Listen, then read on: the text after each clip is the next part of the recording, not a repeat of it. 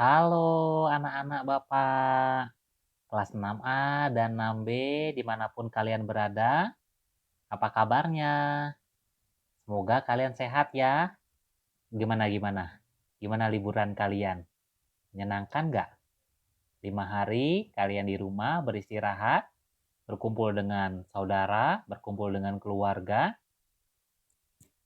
pasti menyenangkan ya. Kalau Bapak liburannya di rumah aja tuh, nggak kemana-mana. Iya, karena masih pandemi corona masih melanda di Jakarta dan di Indonesia pada umumnya. Baik anak-anak, hari ini hari Senin tanggal 2 November kita mau belajar lagi. Semangat ya, kan udah lama liburnya. Ayo semangat. Nah, sebelum kita belajar seperti biasa, kita akan berdoa menurut agama dan kepercayaan masing-masing. Berdoa, dimulai. Selesai. Anak-anak, kita hari ini sudah memasuki subtema yang kedua. Pembelajaran pertama akan dilaksanakan pada hari ini. Tema sentral kita masih berkutat pada globalisasi. Ayo, siapa yang masih ingat apa itu yang dimaksud dengan globalisasi? Globalisasi adalah proses masuknya ke ruang lingkup dunia. Apa artinya, Nak? Artinya, kegiatan kita apabila kita dokumentasikan dan kita sambungkan melalui jaringan internet, maka kegiatan kita yang bersifat pribadi itu masuk ke dalam ruang lingkup dunia. Pernah nggak kalian mendengar atau menonton kejadian atau video di Instagram gitu, video-video pribadi yang ternyata terekspos menjadi viral di belahan berbagai dunia viral, ya? Nah, misalnya apa? Misalnya TikTok yang ada lagunya Bagaikan Langit di Sore Hari. Nah, ternyata itu dilakukan juga sama artis-artis luar negeri di Amerika. Kita nggak nyangka bahwa apa yang kita rekam itu bisa menjadi viral, menjadi tontonan, menjadi sesuatu yang menarik bagi masyarakat dunia. Gitu. Nah, ya, itu yang disebut dengan globalisasi. Kegiatan kita bisa menjadi sorotan bagi masyarakat di dunia. Masuk ke dalam ruang lingkup dunia. Nah, mengapa terjadi globalisasi, Nak? Kemarin Pak Guru udah kasih tahu ya, udah kita pelajari, kalian sudah baca, sudah kalian garis bawahi, bahwa penyebab globalisasi itu ada dua, yaitu karena kemajuan teknologi komunikasi dan kemajuan teknologi transportasi. Kalau dulu kita sulit untuk berkomunikasi dengan orang-orang yang tidak sepulau. Jangankan sepulau. Maksudnya sepulau gini. Misalnya kita mau berkomunikasi, mau mengirim surat ke saudara kita yang ada di Sumatera. Itu susahnya minta ampun, ya enggak? Iya, harus dibawa kurir, naik kuda, berbulan-bulan gitu. Nah, kalau sekarang teknologi komunikasinya gampang karena berkembang dengan cepat. Dengan menggunakan handphone, kita bisa mengirim WhatsApp, mengirim video, mengirimkan kabar, bahkan mengirimkan uang. Kalau dulu kita mau pulang kampung susah, harus naik delman, naik pedati, berlayar. Kalau sekarang teknologi transportasinya canggih ya. Dengan bisnya kebut, cepat, aman, nyaman. Sehingga kita waktu pulang kampung tidak terasa sudah sampai. Bahkan kalau kita naik pesawat dari Jakarta, maksud Pak Guru, dari Jakarta ke Sumatera hanya 2 jam sampai kita. Nah, karena adanya kemajuan teknologi komunikasi dan transportasi, maka hubungan antar negara juga semakin cepat. Indonesia yang berada di kawasan Asia Tenggara bergabung dalam sebuah organisasi. Tahu nggak organisasi apa yang dimaksud? Iya, organisasi ASEAN. Ada 10 negara kan? Iya, jangan dilupain ya nak ya. Mentang-mentang udah lewat terus lupa. Jangan. Nah, ASEAN, Bapak ulangi lagi. ASEAN adalah organisasi negara-negara yang ada di Asia Tenggara. Nah, bagaimana negara-negara itu bisa berkomunikasi dengan cepat, dengan tepat? Yaitu dengan menggunakan internet, dengan menggunakan handphone, komputer, sehingga apabila ada suatu kebutuhan yang harus dikomunikasikan, mereka cepat tersambung. Begitu juga dengan teknologi transportasinya. Kalau mereka berkumpul dengan menaiki pesawat, wah mereka dalam beberapa jam saja sudah bisa berkumpul. Nah, negara-negara yang ada di kawasan Asia Tenggara membentuk organisasi ASEAN. Nah, negara-negara tersebut bekerja sama. Kerjasamanya apa aja sih? Nah, kemarin kita belajar kerjasama di bidang sosial budaya. Contohnya apa aja? Contohnya kemarin adalah meningkatkan perlindungan sosial. Kemudian meningkatkan kualitas sarana. Yang ketiga, penanggulangan bencana. Yang keempat, meningkatkan kesejahteraan sosial. Itu kerjasama di bidang sosial budaya. Bagaimana kalau contoh-contohnya dari kerjasama di bidang kebudayaan? Ada 5. Yang pertama, pertukaran pelajar. Tentu ini untuk pelajar yang pandai-pandai ya. Mudah-mudahan di antara kalian kelas 6A dan kelas 6B, salah satu di antara kalian bisa menjadi pelajar yang mengharumkan negara Indonesia yang mengikuti program pertukaran pelajar antara negara-negara anggota ASEAN. Yang kedua, perkenalan budaya antar negara ASEAN. Misalnya, diadakan pergelaran seni. Tuh, Indonesia mengirim tim tarian Betawi ke Malaysia. Malaysia mengirim tarian payung misalnya ke Indonesia. Seperti itu dan seterusnya. Yang ketiga, peningkatan sumber daya manusia dengan membuka kursus, layanan-layanan sehingga sumber daya manusianya semakin pandai, semakin berkualitas. Yang keempat, menyelenggarakan SEA Games. Apa itu SEA Games? Perlombaan olahraga antar negara-negara di Asia Tenggara. Yang kelima, meningkatkan jumlah UKM. Apa itu UKM, nak? UKM adalah unit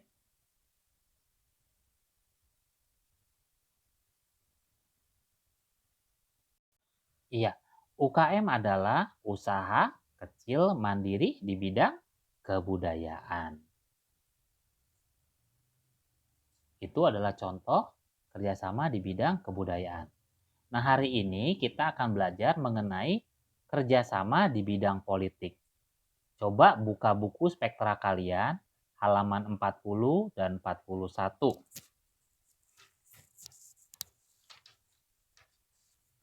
Sudah?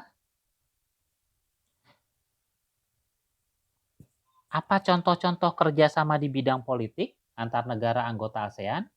Yang pertama adalah ASEAN Defense Minister Meeting. Artinya, pertemuan menteri-menteri pertahanan di Asia Tenggara. Yang kedua, pengiriman duta konsulat. Apa itu duta konsulat, nak? Nah, silahkan baca di dalam buku spektramu.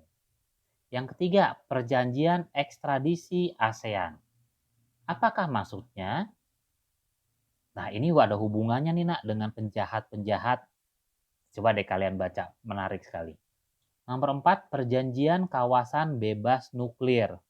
Wow, kenapa ya? Kalian tahu nggak apa itu nuklir? Iya, nuklir adalah senjata yang maha dahsyat. Mengapa dilarang di kawasan Asia Tenggara? Nah, karena kalau sampai senjata itu atau kekuatan itu disalahgunakan, maka akan membahayakan semua negara-negara yang ada di Asia Tenggara. Makanya negara-negara di ASEAN, di negara di kawasan Asia Tenggara, maksud Pak Guru, itu sepakat bahwa tidak boleh ada nuklir, teknologi nuklir di kawasan Asia Tenggara tersebut.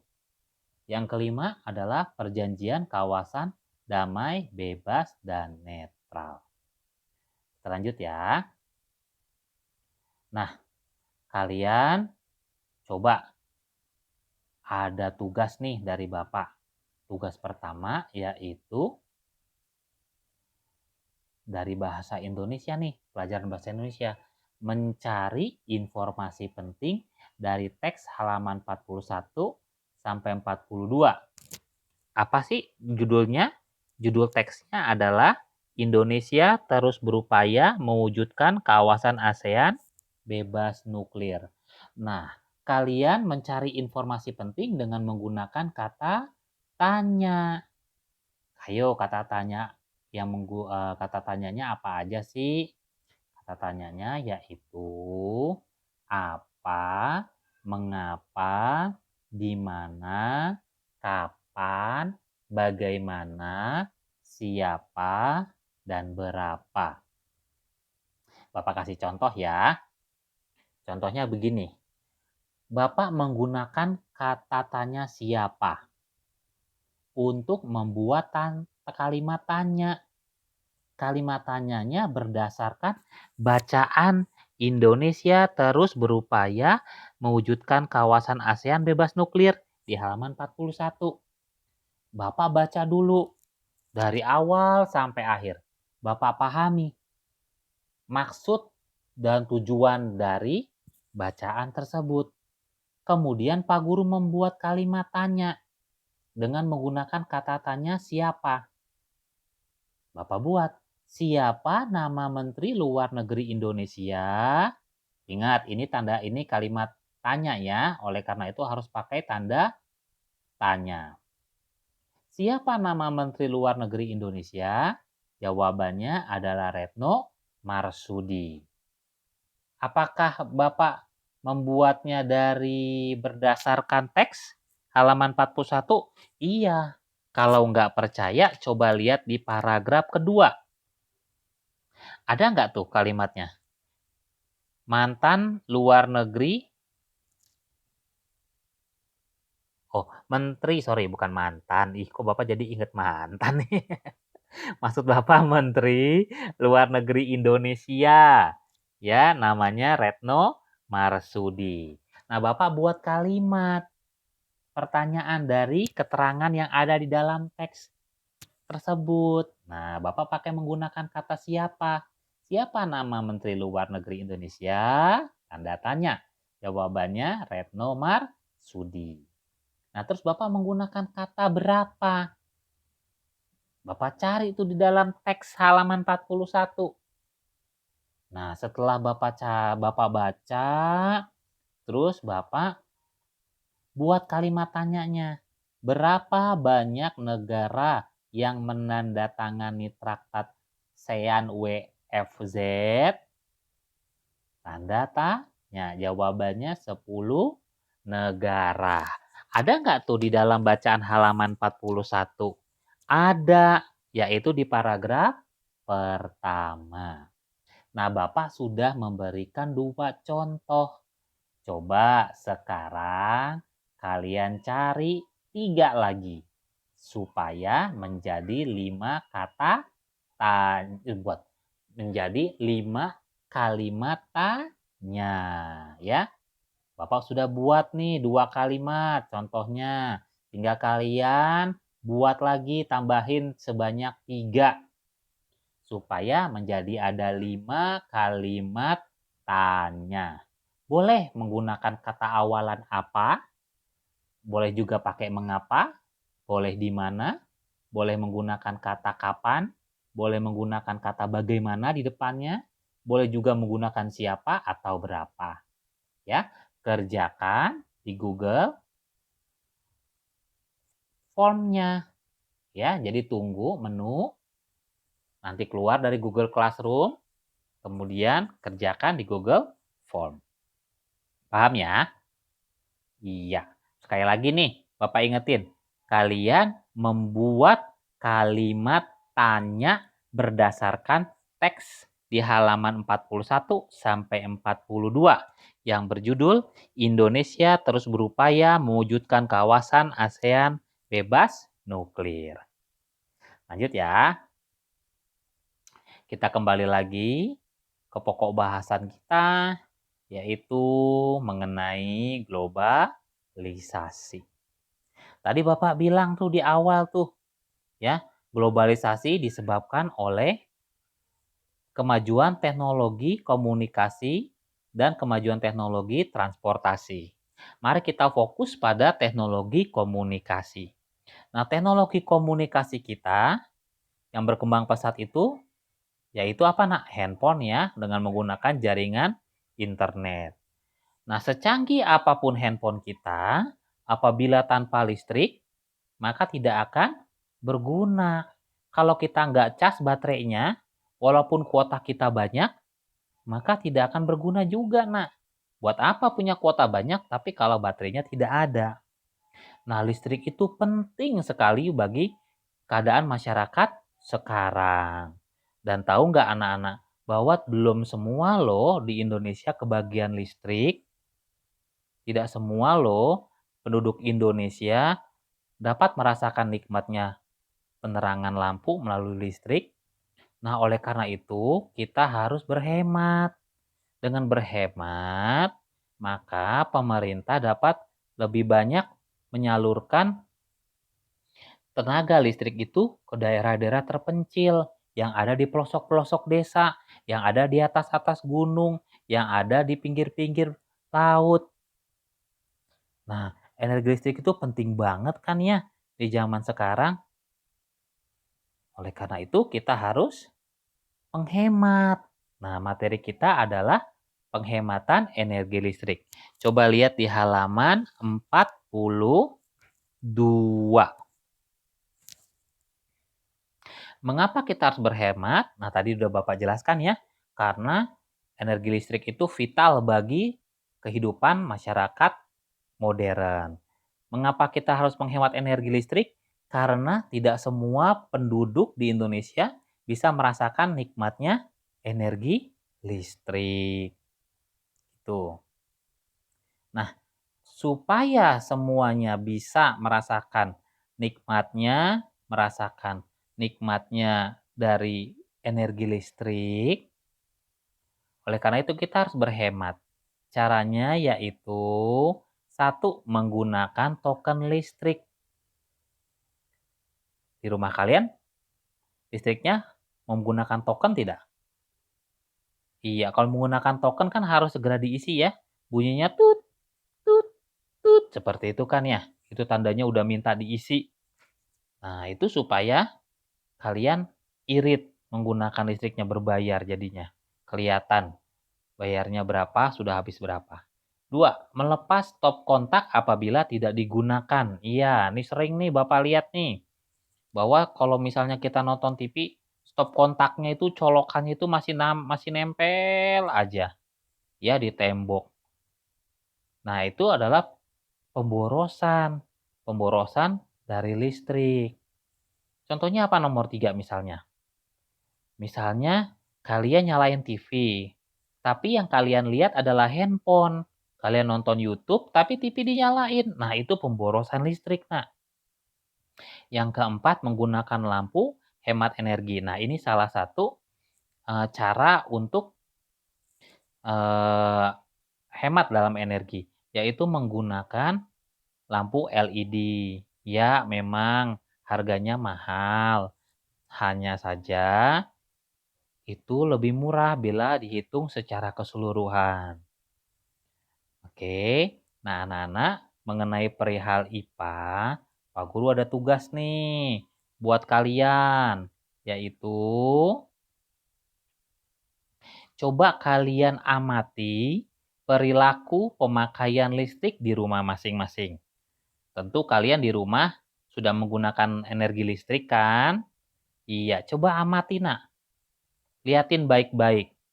Apakah di rumah kalian dalam memakai listrik itu masih boros atau tidak boros? Iya, ya. Sekali lagi, coba kalian amati bagaimana penggunaan listrik di rumah kalian. Apakah boros atau tidak boros? Nah, kalau kalian merasa tidak boros, tuliskan buktinya. Ya, misalnya, satu buktinya, setelah menonton televisi, listrik stop kontak dicabut dari steker. Misalnya begitu. Nomor misalnya berikutnya lagi contoh buktinya. Apabila pagi hari lampu dimatikan karena sudah terang. Nah, itu buktinya bahwa pemakaian listrik di rumah kalian tidak boros. Nah, tuliskan 5-nya ya. Tuliskan 5. Jangan cuma 2, jangan 3, jangan 4. Harus 5. Nah, apabila dalam keseharian di rumah kalian penggunaan listriknya boros, tuliskan buktinya dan beri solusinya. Misalnya nih, kalian melihat perilaku boros dalam penggunaan listrik di rumah. Kalian lihat misalnya lampu selalu menyala 24 jam. Nah, itu kan tindakan yang boros ya. Nah, berikan solusinya. Apa solusinya? Ya matikan lampu apabila sudah pagi ataupun siang. Begitu. Misalnya, kalian lihat di rumah nih, ada tindakan boros dalam penggunaan listrik. Kalian menonton TV sambil melihat YouTube di handphone. Nah, itu kan boros tuh. Nah, bagaimana solusinya? Maka solusinya adalah ya matikan salah satu, mau nonton atau mau lihat YouTube gitu. Mau nonton TV atau mau lihat YouTube. Kalau mau lihat YouTube, ya matikan TV-nya. Kalau mau nonton TV, ya matikan handphonenya atau matikan tutup program YouTube-nya begitu. Nah, ya, kalian pilih, kalian amati di rumah kalian apakah penggunaan listrik kalian boros atau tidak boros. Berarti pilih salah satu ya. Iya, seperti itu. Nah, itu adalah 2 tugas yang hari ini akan kalian laksanakan, ya. Nah, anak-anakku semuanya, sebelum kalian mengerjakan latihan, Bapak kembali lagi mengingatkan. Kalian baca dulu buku yang kalian punya dengan teliti dan seksama. Beri garis bawahi dengan pulpen merah dan penggaris. Buat yang rapih. Apa tujuannya? Tujuannya bukan semata-mata karena akan diperiksa Pak Guru, bukan. Tujuan utamanya itu adalah supaya kalian tahu materi yang penting, informasi yang penting di mana. Supaya kalian paham. Agar nanti kalau ulangan, kalian belajar bisa cepat memindai mana informasi yang penting, mana yang tidak penting. Ya nak ya, setelah ini kalian baca dulu, kalian garis bawahi materi pembelajaran 1. Setelah itu, segera akan keluar menu notifikasi di Google Classroom kita agar kalian mengerjakan tugas yang pertama dan tugas yang kedua. Anak-anak, jangan lupa ya dikerjakan. Jangan sampai kalian lalai. Nanti Pak Guru bersusah payah, Ibu Guru bersusah payah menghubungi kalian, mengingatkan kalian kembali. Kerjakan dulu yang menjadi kewajibanmu. Setelah itu, laksanakan hakmu. Selesaikan dulu 2 tugas dari tematik. Baru kalian menyelesaikan hak kalian. Nah, oh iya, nanti kalian merasa cuma 2 doang tugasnya. Tidak, Nak. Satu lagi ada pelajaran agama Islam. Ya. Nah, demikian anak-anak penjelasan Bapak di awal hari ini. Bapak ucapkan selamat belajar. Sampai jumpa besok hari pada penjelasan pelajaran selanjutnya. Goodbye.